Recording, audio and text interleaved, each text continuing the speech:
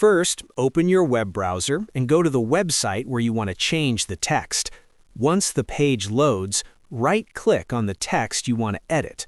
From the menu that appears, click Inspect. This will open the Developer Tools panel. In the Developer panel, the exact section of the page you clicked will be highlighted in the HTML code. Now, look for the line that contains the text you want to change. Simply double-click the text inside the HTML code, delete it, and type the new text you want. As soon as you press Enter, the text on the website will instantly change on your screen. Remember, this change is only temporary and only visible on your computer. If you refresh the page, the text will return to the original version. This method is mainly used for testing, learning web development, or creating demonstrations. And that's how you can change text on any website using Inspect Element in 2026. If this helped, like the video, subscribe, and press the bell icon for future updates. Thanks for watching.